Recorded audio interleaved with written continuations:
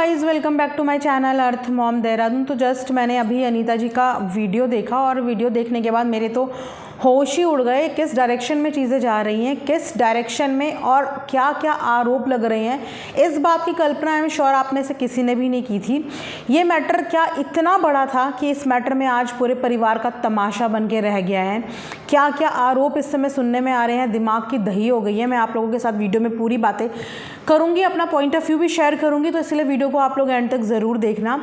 तो अभी कल की वीडियो में हमने ये भी देखा था कि कॉम्प्रोमाइज़ के लिए नीचे बुलाया जा रहा था अनीता जी की फैमिली को। हाँ, वो वीडियो पुरानी थी, यानी कि अभी से 2-3 दिन पुरानी वो वीडियो होगी जहाँ पे कॉम्प्रोमाइज़ की पूरी कोशिश की जा रही थी कि जैसे तैसे करके आपसी सलाह मशवरे से चीज़ों को रफ़ा दफ़ा कर दें। जहाँ पे बात शायद नहीं बनी, क्योंकि अनीता जी का पूरा परिवार इस समय बस ये चाहता है कि उन्हें इस समय जस्टिस चाहिए और उनके साथ जो चीज़ें हुई हैं उसके लिए उन्हें पनिशमेंट दिलाना है। तो शायद जब सलाहनामा नहीं काम कर पाया, सलाह मशवरा से चीज़ें सॉर्ट नहीं हो पाई, तब शायद कुछ ऐसे एक्शन लिए गए। क्योंकि अभी तक एफआईआर जो थी वो अनीता जी के परिवार ने लिखवाई थी और वो एफआईआर थी मारने पीटने की धमकी से रिलेटेड। लेकिन अब जो क्रॉस एफआईआर करवाई है बसंती ने, वो एफआईआर पढ़ के तो मेरे होश ही उड़ गए हैं। अभी जस्ट ये बातें उन्होंने बताई कि बसंती ने जो एफआईआर कराई, जिसकी वजह से अभी इन्हें थाने जाना पड़ा होगा और वहाँ पे जब इनसे पूछताछ की गई होगी तो इन्हें वहाँ पे जाके पता चला कि बसंती ने भी इनके अगेंस्ट में एक एफआईआर लिखवाई है, जिसमें उसने काफ़ी गंभीर एलिगेशंस लगाए हैं और कुछ कपड़े उतारे, मेरे साथ मारा पीटी करी, जिसमें मेजरली 3 लोगों के नाम हैं। जो एक तो लाला जी का नाम है, ललित का नाम है और साथ में लकी का नाम है, कि इन तीनों ने 19 तारीख को बसंती जी के साथ मारपीट करी, उनके कपड़े उतारे और कपड़े उतारने के बाद उनके साथ मारपीट करी। ये एफआईआर में उनके खिलाफ उन्होंने दर्ज कराया है कंप्लेंट। अब जब इस पर वो सारे के सारे दादाजी के पास जाते हैं कि दादाजी आपने कुछ सुना, आपने कुछ देखा, तो दादाजी साफ मना कर देते हैं कि मैं तो वहाँ पे था ही नहीं, मैं तो उस वक्त मौजूद ही नहीं था। तो वो बार बार पूछते हैं कि दादाजी आपको बताया गया, आपको इस बारे में कोई खबर है? लेकिन दादाजी साफ तौर पे मना कर देते हैं। दादाजी इस समय पूरे चौकन्ना होकर बैठे हुए हैं कि उनके मुंह से कोई भी स्टेटमेंट निकलने का मतलब है वो कहीं खुद ही ना फंस जाए। तो वो इस मैटर में जितना दूर रहना चाह रहे हैं वो उतना ही दूर रह रहे हैं। वो इस समय गांधी जी के वो बंदर बने हुए हैं जिन्होंने ना तो कुछ देखा, ना ही कुछ बोला और ना ही कुछ सुना। जहाँ पे ऑब्वियस सी बात है कि जब किसी पे इतना बड़ा एलिगेशन लगेगा, किसी के बच्चों पे, किसी के पति पे, तो वहाँ पे बच्चों का पूरा करियर दाव पे भी लग जाता है। चलिए, एक तरफ आप करियर को मारिए गोली कि चलो ये लोग व्लॉगर्स हैं, इन्हें क्या तो सरकारी नौकरी चाहिए, लेकिन उसके बाद भी बहुत सारी चीज़ें होती हैं। आपका पूरा बैकग्राउंड ख़राब हो जाता है, आपका पूरा रिकॉर्ड ख़राब हो जाता है। इन फ्यूचर के लिए, हमेशा के लिए आपके ऊपर एक टैग लग जाता है कि आपके खिलाफ एफआईआर हुई हुई है, आपके खिलाफ एक एफआईआर दर्ज है, वो भी इस तरीके का औरत के ऊपर जो केस है ना। तो जिस पे लाला जी ने तो चुप्पी साध ली। उसके अलावा उन्होंने पड़ोसियों को भी जाके बताया कि पड़ोसियों को भी पता होना चाहिए, क्योंकि इस बारे में अभी तक 3-4 दिन में किसी को भी कोई खबर नहीं है। आज 24 तारीख हो गई है। 24 तारीख में हम सिर्फ ये सुन रहे हैं कि लाला जी और अनीता जी के साथ मारपीट हुई। उसके अलावा बसंती जी ने अभी तक जितनी भी वीडियो बनाई हैं उन वीडियो में या तो उन्होंने अपने चैनल को डिलीट करने वाली बात बोली है, अपने साथ मारपीट वाली बात उन्होंने बोली है, पैसे मांग रहे हैं, हिस्सा मांग रहे हैं, हमें परेशान कर रहे हैं। लेकिन कहीं पे भी ये कपड़े फटने वाली बात, मतलब ये वाली बात पिछले जितने दिनों से भी कंट्रोवर्सी चल रही है, आई थिंक रक्षाबंधन से एक दिन पहले से या उसके बाद से, तब से अभी तक इस बारे में किसी को कानों कान खबर ही नहीं है कि ऐसा भी कुछ हुआ है। ये चीज़ें आज पता चली। आज 24 तारीख है और 19 तारीख का इन्होंने डेट लिखवाई हुई है कि 19 तारीख को इनके साथ ये सब चीज़ें हुई, जहाँ पे इन्हें मारा भी गया। खैर, इस सब चीज़ों के बारे में हम वीडियो में फर्दर बात भी करेंगे। तो मैं आपको एग्जैक्टली इनकी एफआईआर की एप्लीकेशन, जहाँ पे इन्होंने ये सारी चीज़ें लिखी हैं एप्लीकेशन, वो मैं पढ़ के सुनाती हूँ। रेफरेंस के लिए मैं यहाँ पे लगा भी लूँगी, जो यहाँ से पढ़ना चाहें वो यहाँ से पढ़ सकते हैं। तो इन्होंने यहाँ पे लिखा है कि सभी ने निवेदन करना है कि मैं, अपना नाम इन्होंने लिखा है, अपने हस्बैंड का नाम लिखा है, थाना क्षेत्र लिखा है, कहाँ के निवासी हैं वो लिखा है। मेरे पति की मृत्यु के बाद मुझे लाल बहादुर प्रसाद पिताश्री, अपने ससुर जी का नाम ललित प्रसाद, लक्की कुमार, दोनों पिता लाल बहादुर प्रसाद, तीनों निवासी उनके गांव का अता पता के साथ मुझे दोबारा बिन वजह थप्पड़ मार पीट कर चुके हैं। दिनांक 19/8/2024 को जब मैं अपने घर में थी, तभी लाल प्रसाद लगभग 7 बजे शाम को मेरे कमरे में प्रवेश कर बुरी नीयत से मेरे साथ धक्का मुक्की करने लगे तथा मेरे द्वारा हल्ला गुल्ला करने पर ललित प्रसाद, लक्की कुमार दौड़कर आए और सभी मुझे मारते मारते मेरी साड़ी कपड़ा फाड़ दिया और ललित प्रसाद गाली देकर बोल रहे थे कि ये साली डायन है, इसको नंगा करके मारो तभी यह ठीक होगी। उपरोक्त सभी व्यक्ति मुझे नंगा करके काफ़ी मारपीट किया है तथा बेवजह मुझे डायन कहकर प्रताड़ित करते हैं। अतः श्रीमान जी प्रार्थना है कि उपरोक्त व्यक्तियों के खिलाफ कानूनी कार्रवाई किया जाए। तो यहाँ पे इन्होंने डेट बताई है कि इस तारीख को 19 को शाम को 7 बजे लाला जी बसंती जी के कमरे के अंदर घुसते हैं और उनको बुरी नीयत से देखते हैं और उनके साथ धक्का मुक्की करते हैं। उसके बाद बसंती जी चिकम चिल्ली करती है, जिसे सुनने के बाद कौन आता है वहाँ पे, लाला जी के ही दोनों बेटे आते हैं, लक्की और ललित। वहाँ पे आने के बाद वो गाली गलौज करते हैं बसंती के साथ और बोलते हैं कि इसको तो कपड़े उतार के इसको बाहर कर दो और इसको तो कपड़े उतार के मारना चाहिए, इसके साथ ऐसा ही करना ठीक रहेगा। उसके बाद इनके बयान के अनुसार उनके कपड़े उतार के उनको मारा भी जाता है। तो इन्होंने इस चीज़ पे कानूनी कार्रवाई करने के लिए प्रार्थना करी है।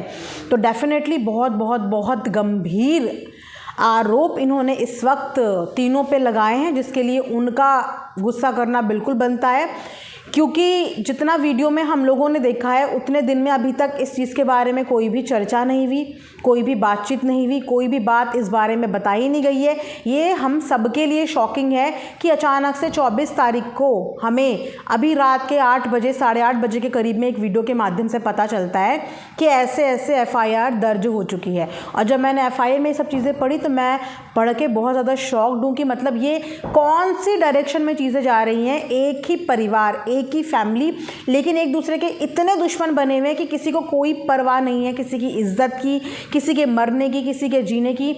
यहाँ पे दोनों परिवार के बच्चों का फ्यूचर दांव पे लगा हुआ है। परिवार में दोनों की बेटियां हैं, एक की बेटी छोटी है और एक की बेटी बड़ी है। दोनों की बेटियों की इज्जत घर की सांझी होती है। वहाँ पे जिस तरीके से घर का तमाशा बन रहा है, इतने गंदे गंदे आरोप लग रहे हैं, आप सोचिए कि आपने अपने परिवार की किस लेवल पे बदनामी कर दी है, किस लेवल पे बदनामी कर दी है कि ये चीज़ें कहाँ तक जाएंगी, कहाँ तक ये मुद्दे जाएंगे। उसके बाद बसंती जी सब्जी काटती हुई नज़र आई हैं अभी वीडियो में, और उन्होंने ये भी बोला है कि अगर मारपीट हुई है तो मारपीट के निशान कहाँ हैं, क्योंकि उनके शरीर पे कोई भी निशान नज़र नहीं आए। फ़िलहाल उन्होंने साड़ी पहनी थी, जितने हिस्से साड़ी के बाहर दिखते हैं उनमें से किसी भी हिस्से में अभी तक कोई भी चोट हमने नहीं देखी है वीडियो में, जितनी चीज़ें दिख सकती हैं।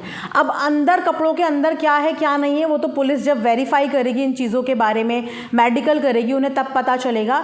जितने बॉडी पार्ट्स खुले हुए नज़र आते हैं वीडियो में, उतने बॉडी पार्ट्स में ना तो चेहरे पर हमने कोई निशान देखा है अभी तक, ना ही हाथ वगैरह में हमने कोई निशान देखा है। और इतने गंभीर आरोप लगाए हैं तो डेफिनेटली इस बात की मेडिकल रिपोर्ट भी होगी और होनी भी चाहिए। बिना मेडिकल कराए हुए ऐसे ही एलिगेशन लगाया तो सामने वाला थोड़ी अंदर बंद हो जाता है। पुलिस भी जब अपनी इन्वेस्टिगेशन करेगी, पूछताछ करेगी तो वेरीफाई तो करेगी। ठीक है, औरतों की इज्जत के लिए ऐसे कानून बनाए गए हैं, क्योंकि औरतों के साथ इतनी चीज़ें आजकल होती हैं। आप देख ही सकते हो कलकत्ता वाला केस।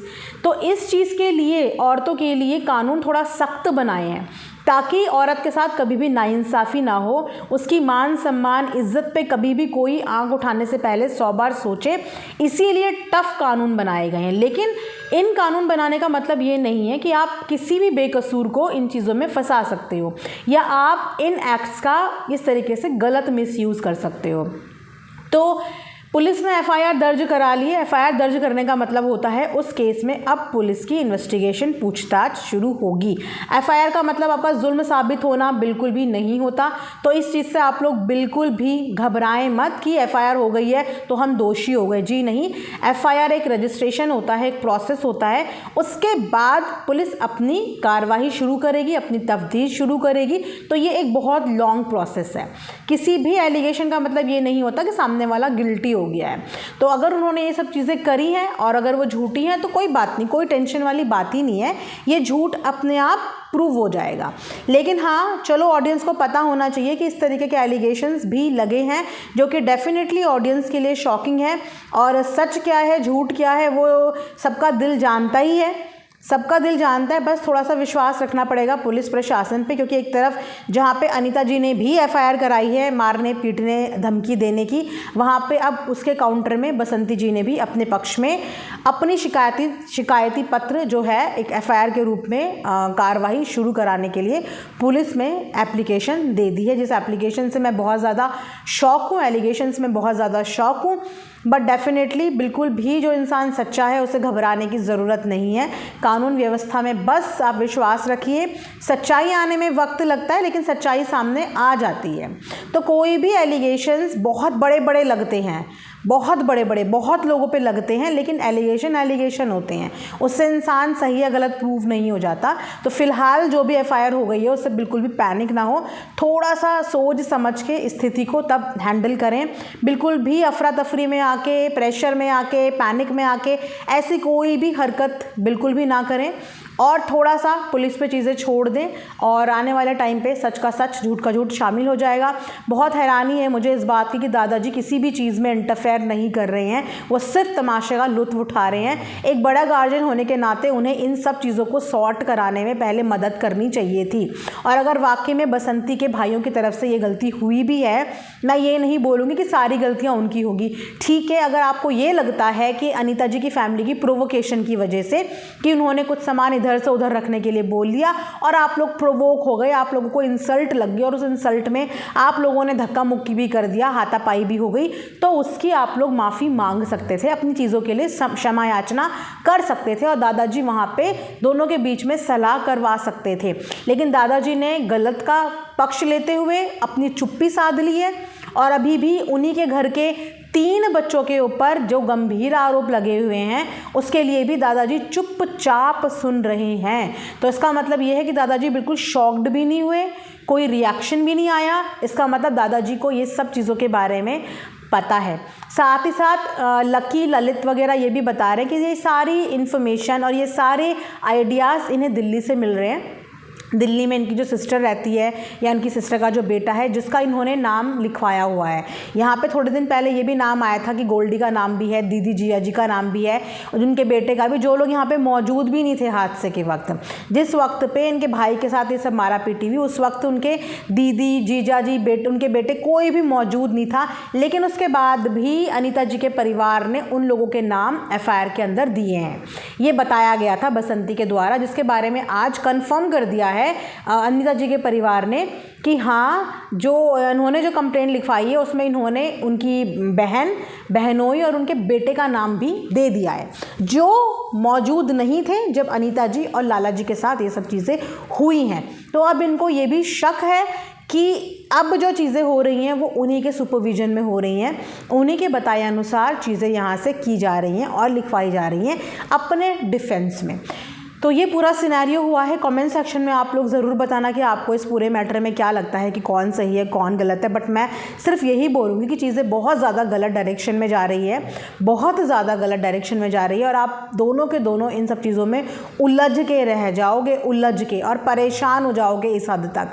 तो ये सब चीज़ें जितनी हो सके विद इन द फैमिली, अभी भी मैं बोलूँगी with in the family police की हेल्प से इन चीज़ों को सॉर्ट आउट करने की कोशिश कीजिए। मत एक दूसरे की इज्जत इतनी बुरी तरीके से धज्जियां उड़ाए। आज ये आरोप लगे हैं, डेफिनेटली ललित की बात भी सही, लकी की बात भी सही, कल इससे बड़े बड़े एलिगेशंस भी लग सकते हैं, क्योंकि अपने आप को बचाने के लिए इंसान किसी भी हद तक जाता है। और ख़ासकर जब पुलिस का मैटर हो जाता है तो पुलिस के मैटर में सच को झूठ, झूठ को सच, यही सब वकीलों का काम होता है, यही सब कोर्ट केस में चलता है। अच्छी सच्चाई दब के रह जाती है, अच्छे क्रिमिनल रिहा हो जाते हैं, बहुत बार ऐसा हो जाता है, पर उसमें क्या कर सकते हैं, कुछ भी नहीं कर सकते ना। तो इसीलिए हद से ज़्यादा चीज़ें जब बढ़ जाए ना तो उन चीज़ों को कंट्रोल करने में समझदारी होती है। तो आप लोग भी बाकी समझदार हैं, अपना अच्छा बुरा अच्छे से समझते हैं।